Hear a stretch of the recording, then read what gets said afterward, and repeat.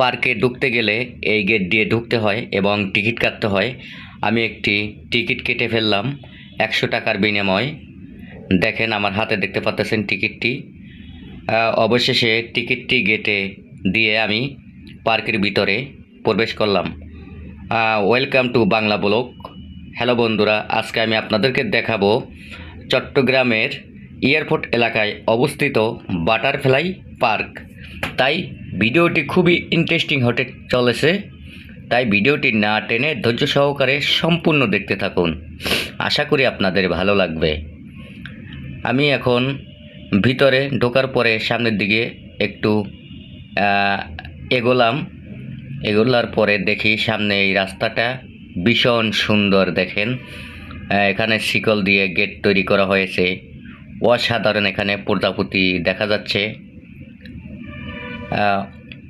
এখানে অনেক লোকজন বেড়াতে আসছে। খুবই মনোরম, খুবই সুন্দর একটি পরিবেশ। সামনে দেখা যাচ্ছে একটি রাস্তা। এই রাস্তাটি দিয়ে আমি সামনের দিকে হাঁটতেছি।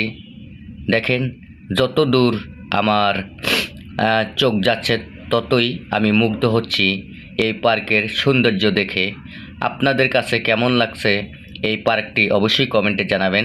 দেখেন এই পার্কটির নাম যেহেতু বাটারফ্লাই পার্ক, তাই এখানে বাটারফ্লাই ঝুলিয়ে রেখেছে, যার বাংলা অর্থ প্রজাপতি। তাই প্রজাপতির চিহ্ন দিয়ে এখানে বোঝানো হয়েছে এটি বাটারফ্লাই পার্ক।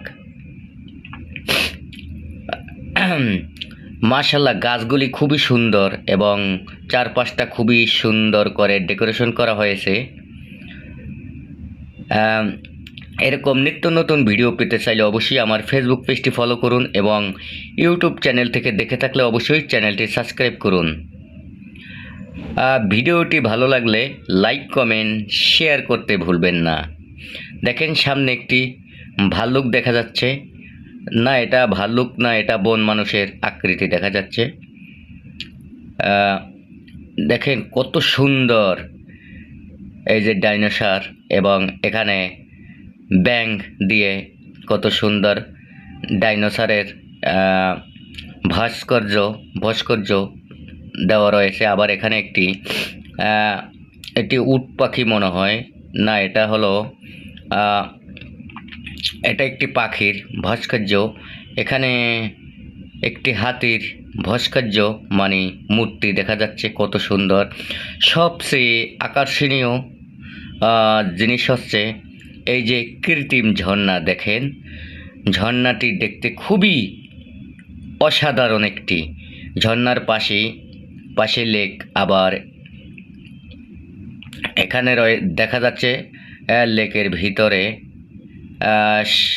শাপলা ফুল ফুটে রয়েছে, ছোট ছোট, তাই দেখা যাচ্ছে না।